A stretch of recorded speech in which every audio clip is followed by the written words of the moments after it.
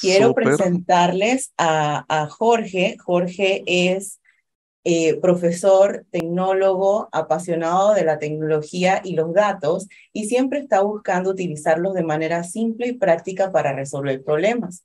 Es ingeniero en sistemas computacionales y magíster en gerencia de proyectos, director de la carrera Business Analytics y Tecnologías Digitales en ADE University y es consultor freelance de inteligencia de negocios y analítica avanzada. Muy bien. Primero que nada, muy buenos días. Gracias por esta invitación, ya la segunda invitación que me hacen. Em, y pues, como dice el nombre de cliente molesto, implementar Machine Learning, lo que vengo es a presentarles una situación cotidiana que nos puede suceder a cualquiera, y nos deja con ese sabor de, oye, y no existe una herramienta, no existe un mecanismo para haberlo prevenido. Si esto que yo veo en la televisión, que parece ciencia ficción todavía, todo ese tema de inteligencia artificial, robótica, no la puedo yo utilizar. ¿Qué tan costoso es? Entonces, el principal objetivo que tengo con esta presentación es aterrizar algo que ya llevo un par de años comentando, y es la democratización de la tecnología. Estamos en la época en la que los avances tecnológicos ya nos permiten tener acceso a tecnología que antes solamente las multinacionales, entidades de gobierno tenían acceso. Ahora podemos traerlo no solamente al tamaño de nuestras organizaciones, sino al tamaño de nuestro emprendimiento o incluso de uso personal o con fines tal vez educativos. Agradeciendo pues la presentación que me hacen. En efecto, yo soy ingeniero de sistemas de profesión, cerca de 16 años de experiencia. Am, Me pasé por casi todas las áreas de tecnología y sin saber cómo el mercado me agarró, me hizo un giro de 180 y quedé metido en el tema de análisis de datos ya hace tal vez unos casi 7 años, área de la que estoy pues completamente enamorado, realizando ya temas de consultoría, jefaturas en el área. Y actualmente estoy en el sector educativo, y no pierdo de vista esto que les comentaba. Siempre que tengo a mis grupos de estudiantes, me gusta presentarles esto que les voy a presentar hoy. Tenemos una necesidad, la tecnología existe, pues vamos a explorar si en efecto es fácil, es difícil, es complicada trasladarla a nuestra capa. Muy bien, de cliente molesto a implementar Machine Learning. Bueno, pues como les decía, de una manera muy práctica, vamos a mostrar una pequeña implementación de un modelo de Machine Learning a una situación que, como les decía, posiblemente a todos nos ha pasado, tal vez nos hemos dado cuenta, tal vez no, que es el fraude en tarjeta de crédito. Y basados entonces en la democratización de la tecnología, vamos a ver qué tan sencillo es realizar pruebas de concepto o prototipos, que rápidamente podemos hacer pruebas, verificaciones, y podemos ir inmediatamente hacia las gerencias y mostrar que tenemos un producto mínimo viable, una prueba de concepto, un demo, que dedicándole tal vez un poco más de recursos, vamos a tener una solución muy, muy potente. Muy bien, en efecto, esto es una historia completamente verídica y que sucedió por allá por el año 2019. Este señorito que tenemos aquí es un cliente completamente normal, el cual se llama Luis, ningún parentesco conmigo. Este señor se despierta en un día miércoles, se despierta temprano de la cama, y lo primero que hacemos absolutamente todo es tomar el celular y ver qué hay de bueno en las redes sociales, qué noticias hay. Y él se encuentra con un correo electrónico, un email de un banco pues que no es muy reconocido. Es uno que está por ahí cerca de la casa de los buenos vecinos. Bueno, entonces Luis revisa este correo que recibió muy temprano en la mañana y se encuentra con una transacción por un monto de $1.79 que ocurrió en Delaware. Y lo que decía la descripción del correo electrónico era que era del algún departamento de gobierno o algo por el estilo. A todo, nuestro amigo Luis, lo primero que se empieza a preguntar fue, oye, ¿dónde se supone que queda Delaware? Es lo primero. Y segundo, ¿será algo que yo compré en Amazon? Y dedicó los primeros minutos de su mañana a verificar qué tipo de transacciones él había realizado en los últimos días. Y todo esto apuntaba a algo, fraude. Él confirmó que en efecto no había realizado alguna compra en Amazon, no tenía algún cargo pendiente eh, eh, por ahí. Eh, y a todo empieza a preocuparse, oye, ¿por qué no me notificaron? ¿Cómo es posible que una transacción que yo al simple ojo sé que no es mía, no existe una solución o un equipo dentro del banco capaz de haberme notificado, capaz de haber frenado esa transacción? Bueno, nuestro amigo Luis lo primero que hace es pues que se toma su café matutino. No se puede empezar la lucha contra el mal sin café, hay que tomarlo. Se toma su taza de café y va corriendo a este banco que tiene nombre de personaje militar. Y cuando llega allá, se forma una fila de 45 minutos para luego llegar con el ejecutivo y explicarle todo lo que ha sucedido. Le da el lujo de detalles: esta transacción no es mía, mira que en efecto habla de una entidad de gobierno en Estados Unidos que apunta a hacer pago de impuestos y yo que tengo que ver con los Estados Unidos, etcétera, etcétera, etcétera. Y adivinen la solución radical que le indica el banco a nuestro amigo Luis. Luego de estar 15 minutos explicándole, pues la solución que le entrega el banco es: vamos a cancelar la tarjeta y vamos a entregarle otra. Y váyase para su casa, que estamos en pandemia y hay que reducir el tiempo de atención. Pues a nuestro amigo Luis le salieron cerca de 8 signos de interrogación en la cabeza. No tuvo opción, aceptó la solución propuesta por el banco y se fue a su casa. Y a todo esto, y empieza a preguntarse, oye,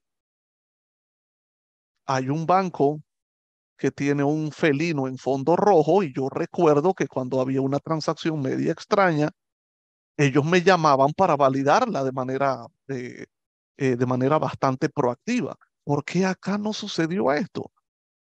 ¿Cómo se les dejó pasar? Y continuando, él pensaba, oye, yo soy de inteligencia promedio. Adivina qué, yo sé algo de Power BI, por ende, sé analizar datos.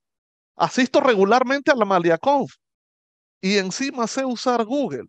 Pues las características de cualquier persona que se define hoy en día y más de, posiblemente todos ustedes están las mismas características. Entonces, Luis, después de que se hizo estas preguntas, pues se sentó un rato en la computadora y empezó a investigar. Y se encontró con unos conceptos que hasta cierto punto tal vez eran un poco novedosos en ese momento. Empieza a encontrarse sobre el low code machine learning, algoritmo supervisado. Se encuentra una librería que se llama PyCaret. Dentro de la documentación de esa librería eh, encuentra un tema muy interesante: la democratización del machine learning. Y luego de tanto documentarse, entiende que lo que quiere hacer o necesita hacer es la detección de anomalías. El low code, para los que vienen de desarrollo de software, no es nada más que una tendencia a pasar menos tiempo desarrollando un programa, un proceso, y dedicándose directamente a la implementación del mismo. Esto es algo que tal vez hace algunos años las librerías no estaban tan maduras para llegar a hacer algo así, pero ya hoy en día tenemos librerías tan maduras en los temas de inteligencia artificial como les han presentado en en las charlas anteriores, donde están prácticamente listas para tomarse, configurarse, utilizarse y si hay que calibrar algo, pues se realiza y su implementación es relativamente rápida. ¿Y qué es lo que indica la democratización? Que ya el costo asociado a estas tecnologías y a estas herramientas ha disminuido tanto, tal vez la generación de las nubes públicas, como comentó Raúl anteriormente, ha permitido que estas tecnologías por economía de escala sean prácticamente o sean gratis y sean de un acceso completamente público. Luego sigue leyendo y se encuentra con que lo que él necesita desarrollar apunta por ser un algoritmo no supervisado. Y ahí viene una diferencia muy interesante cuando vamos a hacer análisis de anomalías. Recuerden que estamos hablando de un caso de fraude. Existe una serie de transacciones que el cliente encontró que una no corresponde a su uso habitual. Hay dos maneras de atacarlo, con un algoritmo supervisado y uno no supervisado. En el caso del supervisado, significa que de manera previa yo ya debería tener identificado en todas mis transacciones cuáles corresponden a fraude y cuáles no. Y en el caso del no supervisado, en efecto, yo no tengo una columna, no tengo una variable que me indique si esa transacción es o no es fraude. Y a todo Luis se pone a pensar, cierto, yo no sé si mis transacciones en primera instancia son o no son fraude, pero yo lo que quiero es un mecanismo que me permita eh, eh, tomar de manera preventiva, saber si debo prestarle atención a una transacción o no y enfocarme en aquellas que el computador indique que tal vez sea un fraude. Entonces, dado que esa variable no existe, Luis optó entonces por la utilización de un algoritmo no supervisado. La librería de Paicaret es una librería, mentiría cuántos años ya lleva de desarrollo, no sé si 4 o 5 años, ya anda en una versión muy estable, muy madura y con algoritmos ya desarrollados para todas las áreas de Machine Learning: regresión, clasificación, clusterización, detección de anomalías, am, series temporales, etcétera. Y con una ventaja muy interesante, además de ser relativamente fácil de utilizar, brinda una integración en cualquier visualizador. Recuerden que Luis dijo en las diapositivas anteriores que él sabía Power BI. Pues muchos de ustedes sabrán Tableau, sabrán Click, otros utilizarán SQL, otros manejarán directamente Jupyter, Google Colab, etcétera. Esta librería es completamente integrable con todas estas tecnologías. Uno es capaz de desarrollar su modelo de Machine Learning y tomar ese archivo que representa el modelo que ya aprendió de nuestro conjunto de datos e ir y implementarlo en nuestro visualizador favorito, en nuestra base de datos, a nivel de un proceso en Python dentro de nuestros servidores. Y de esta manera pudiésemos estar haciendo una validación de transacciones de una manera muy económica y sin mayor costo computacional. La democratización de la tecnología, el acceso a tecnología de punta, tecnología que hace tal vez 5 o 7 años veíamos como ciencia ficción. Todo este tema de visión computacional, eh, el acceso a la computación en la nube, a tener la potencia de cómputo que ofrece la NASA por el tiempo que yo lo necesite y y pagando solamente por ese uso. Y la detección de anomalías, entendiéndose entonces que una transacción fraudulenta corresponde a una anomalía a una anomalía dentro del uso o de las transacciones normales dentro de un conjunto de datos. Disculpen, ¿se ve la pantalla de Power BI? Sí, correcto. Muchísimas gracias. Muy bien, perfecto. Esto pudiésemos haberlo hecho tal vez en Excel, tal vez en R, tal vez directamente en Python, en Tableau, en cualquier mecanismo que utilicemos nosotros para para validar. Aquí lo único que hizo Luis fue entrar a su banca en línea, descargar sus estados de cuenta, hacer alguna limpieza de lo que no competía y cargarlo entonces para realizar un análisis. A pesar de que los estados de cuenta bancarios muestran algunos mayor detalles que otros, pero en base a la experiencia que nosotros tenemos, sabemos que mínimamente, además de la fecha de la transacción en el post y de la descripción que tienen estos posts, adicional al monto, los puntos de venta están asociados a un tipo de comercio. Por ende, el tipo de comercio es una variable en la que el banco tiene acceso. Entonces, ya conociendo esto y a pesar de que Luis no trabaja dentro del banco, no tiene el acceso a todas las variables, su objetivo es demostrar que sí se puede. Entonces, él decide de manera proactiva complementar un poco ese estado de cuenta y le agrega el país del que proviene y el tipo de comercio. Y luego empieza a desarrollar un tablero de control, simplemente para validar qué tiene.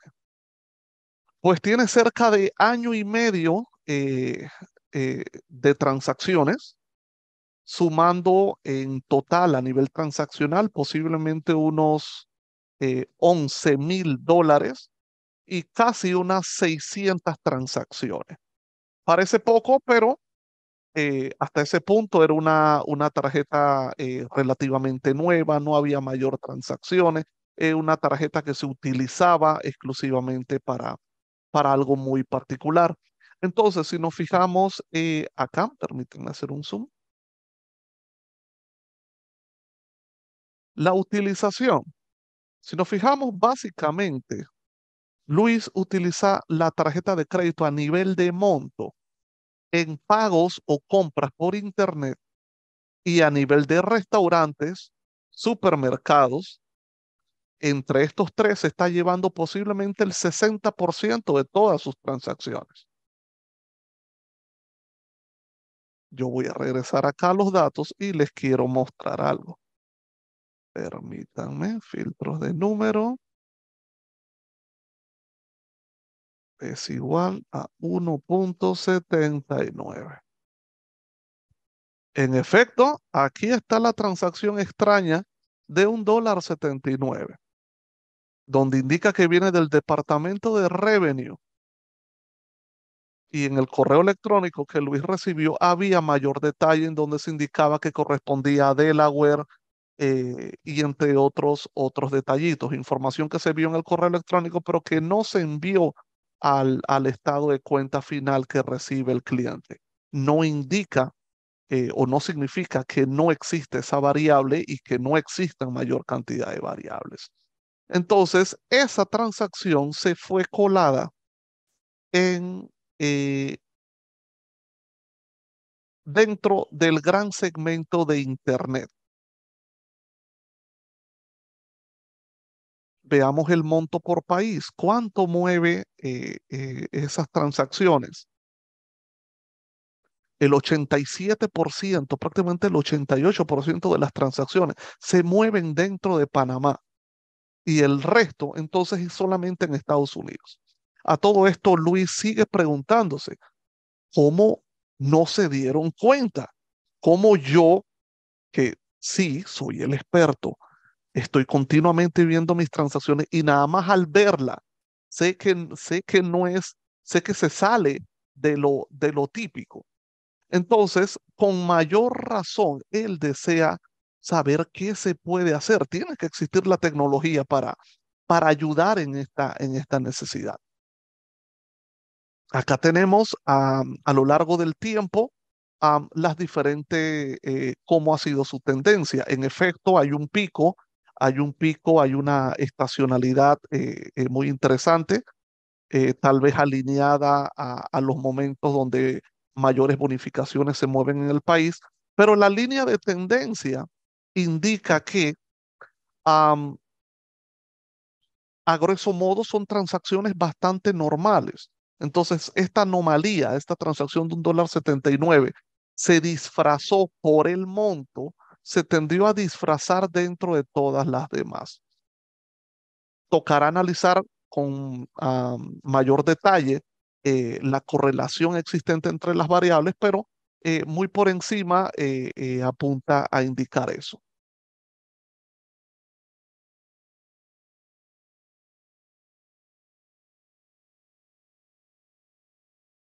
Muy bien.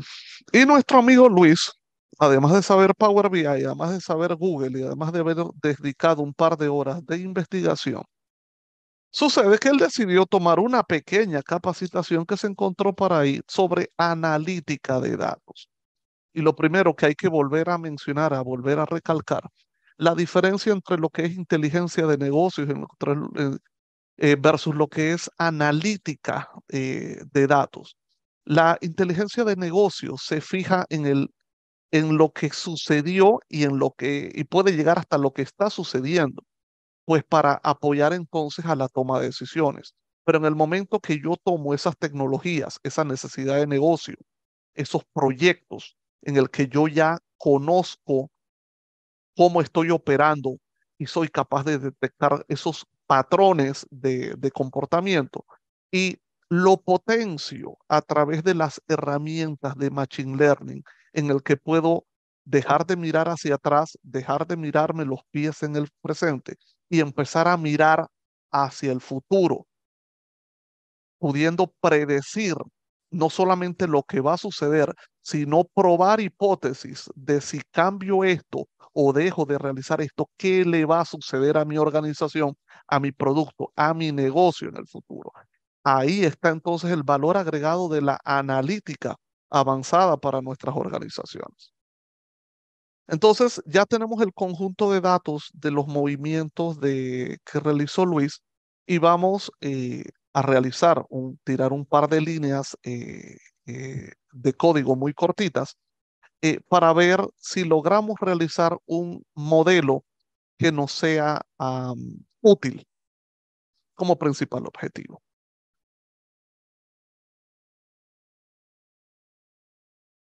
Muy bien, vamos a importar una pequeña librería, la librería Pandas para la manipulación del archivo.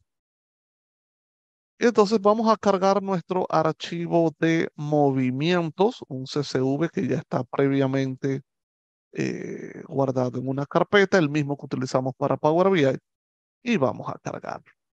Y en efecto, ahí está y nos confirma.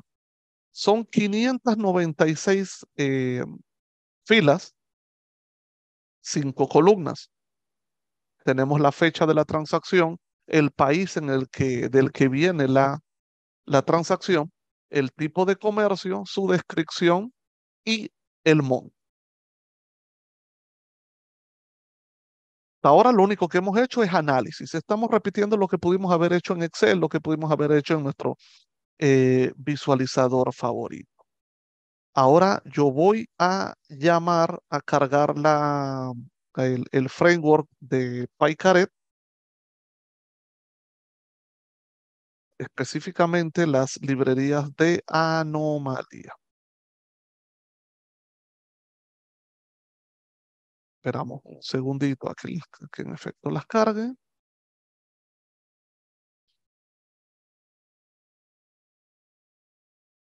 Perfecto. Y vamos a setear nuestro ambiente. Le voy a especificar que tome mi dataset previamente cargado y como esto es un experimento, voy a especificarle un ID de sesión para si yo necesito replicar este experimento con mi jefe, con mi futuro socio, en efecto se comporte de la misma manera.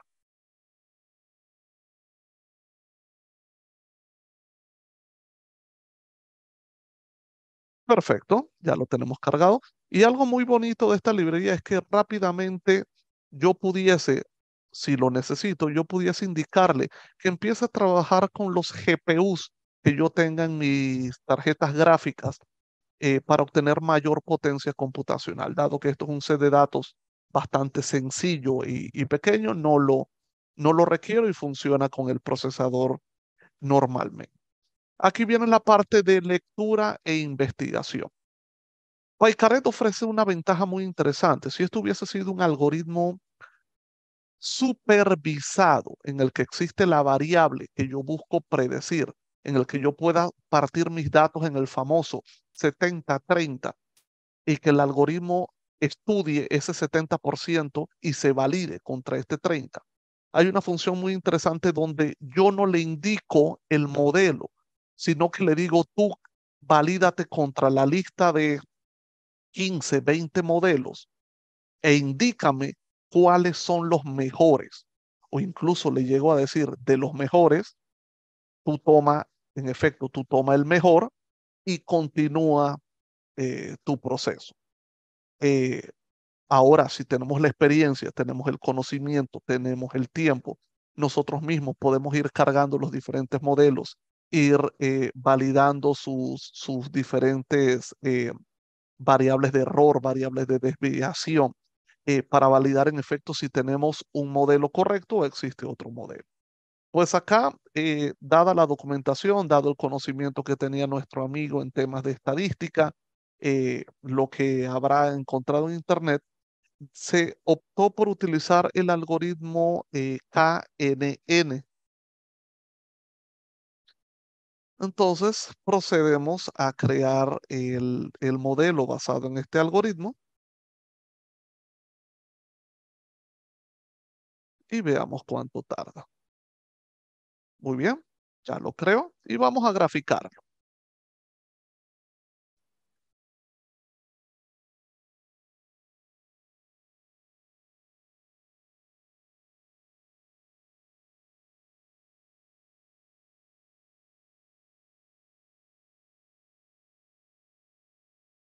Muy bien, que nos indica el gráfico. Ahí estamos viendo el comportamiento de cómo son las transacciones y nos está marcando, pues, en efecto, en amarillo, las que él detecta que se salen tal vez del patrón. Volvemos, no podemos decir que en efecto la transacción sea fraude o sea una anomalía. Es lo que él considera, lo que el modelo está considerando en base a los patrones que está detectando en las diferentes variables que le estoy dando. ¿Y cuáles son estas variables? Fechas, am, país, descripción y monto. Entre más variables, más rico se hace el conjunto de datos, mejor puede aprender en este modelo.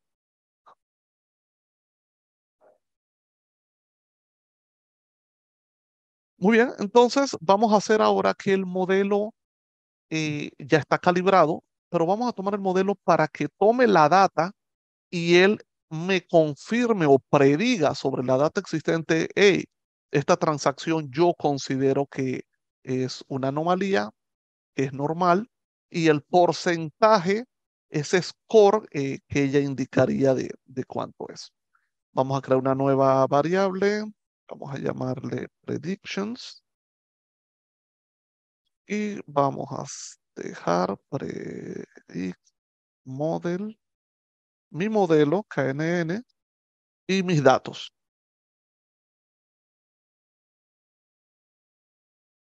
Y vamos a ver qué nos genera. Equivoqué aquí, perdón. Predictions. Ujú. ¿Listo? Perfecto. Entonces él ya se fue por absolutamente todas las filas, todas las columnas de nuestro conjunto de datos y nos está aportando dos columnas, Anomaly y Anomaly Score, en donde él entonces nos está marcando con 0 y 1, nos está creando esa etiqueta y nos está dando el porcentaje en lo que él considera ese score de anomalías.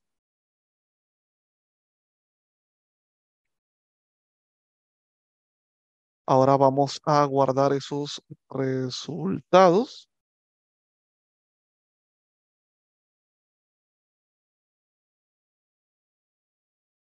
y vamos a explorarlos.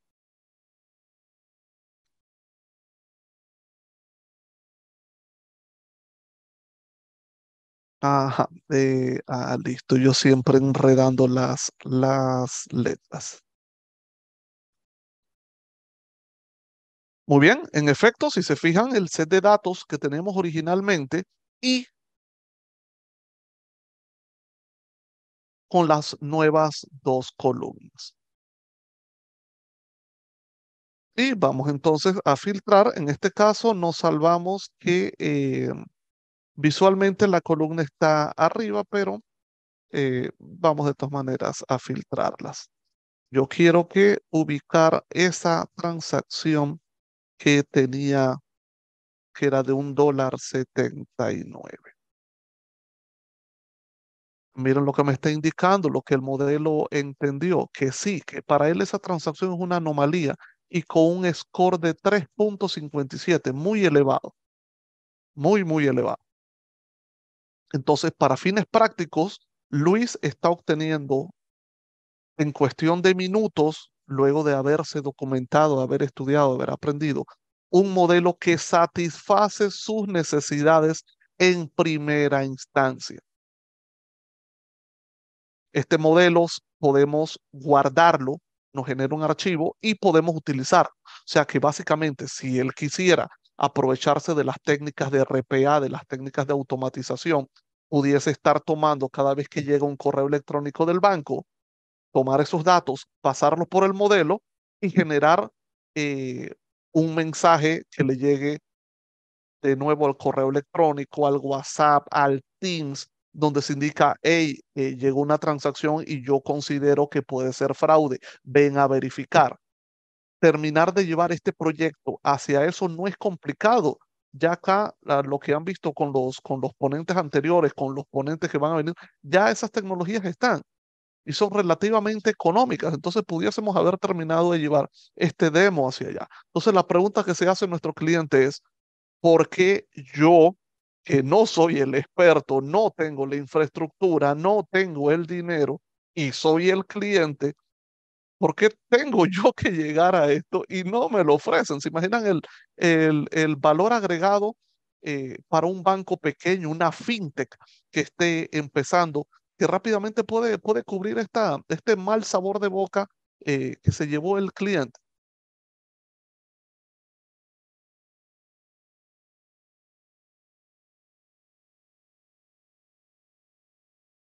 Muy bien, entonces, ¿qué es lo primero que concluyó nuestro amigo Luis? Pues lo primero es que bebe demasiado café. Culpa de nosotros, esta generación que transforma el café en productos, en software, en soluciones, ahora en análisis de datos, pues tomamos demasiado. Y que con la tecnología actual se puede desarrollar soluciones interesantes, poderosas y aplicadas en el campo de analítica, pero con un valor de negocio impresionante.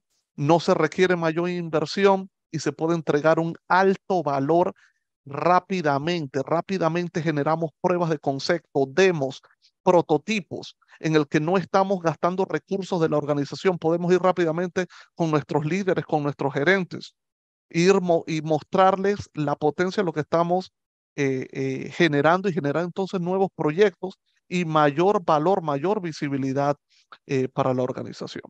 Ahora, nada es perfecto, esto es un prototipo. ¿Cuáles serían nuestros próximos pasos? El primero, hay que seguir validando el modelo. En efecto, esto es un algoritmo no supervisado. Por ende, significa que yo regularmente tengo que ir dándole y alimentándole más data para que él siga aprendiendo y siempre se mantenga lo más calibrado que se pueda. Debería probar otros algoritmos. Arbitrariamente yo escogí KNN, pude haber escogido XGBoost e Isolation Forest, cada uno con sus bondades. Sería un experimento interesante verificar varios modelos, incluso trabajar con varios modelos a la vez. Darle valor y uso a lo aprendido. ¿De qué sirve saber que existe la tecnología, saber que aprendí si no la estoy utilizando? Y lo más importante, uno, inscribirse en las comunidades de Power Platform Panama User Group, de la que yo soy miembro, y obviamente en la comunidad Dojo, pues para mantenernos al día. Nunca saltarnos ni perdernos un Amalia Conf que nos mantiene debidamente actualizados en estas tendencias de inteligencia artificial, machine learning, seguridad, y obviamente pues ser amigo de este que se encuentra aquí, su servidor, pues Jorge Luis González. Y a todos, muchísimas gracias por la oportunidad y el tiempo.